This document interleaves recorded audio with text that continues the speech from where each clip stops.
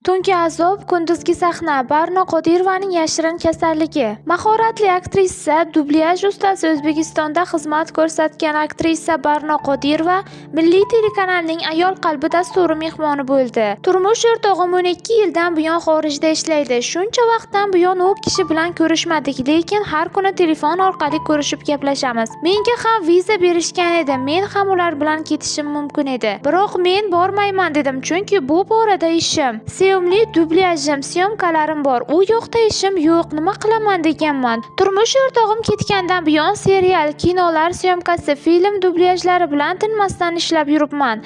Ba'zan hatto mazam bo'lmay turgan chog'ida ham ishdan chaqirib qolishsa, darrov tuzalib, tetik bo'lib qolaman. Shunday ekan, odam sevgan ishi bilan shug'ullansa, ayriliq azobi ham, charchoq ham ta'sir qilmas ekan. Kasbimiz sharafli ishlardan sanaladi. Misol uchun rahmatli Yayra Abdullayeva ham hatto 90 yoshda sahnada Gavhar Shodbegim rolini ijro etganlar. To ko'zimiz ko'rib, yuragimiz urib turar ekan, oxirgi nafasimizgacha sahnada rol o'ynashga tayyormiz. Dublyajga institutda o'qib yurgan vaqtlarimda kirib kelganman. Shundan buyon 50 yil davomida shu soha ichida bo'lib kelyapman.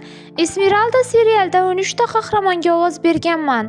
Noila Toshkentboyeva ham 12 ta obrazga ovoz bergan. Shohida Uzoqova esa Esmeraldani ovozlashtirgan. Erkak qahramonlarga marhum san'atkorlar Sanjar Sadullayev va Hoshim Arslonovlar ovoz berishgan. Ikkovlarining ham oxirati obod bo'lsin. Muxlislar bilan bo'lgan uchrashuvlarda ularga bir odam 12-13 ta qahramonga ovoz berish haqida aytganimizda bunga ishonishmasdi. Qandaydir tugma bor, shuni bosganlaringda ovozlaring o'zgarib chiqadi deyishardi. Bundan xursand bo'lib, jonli tarzda ham ularga buni isbotlab berardik. Bundan tashqari yana qator film va multfilmlarga ovoz berganmiz. Hayotda 2 qizim bor, o'g'lim yo'q, lekin o'zbek kinosidagi ko'p kino yulduzlari bilan ona bola bo'lib rol ijro etganmiz.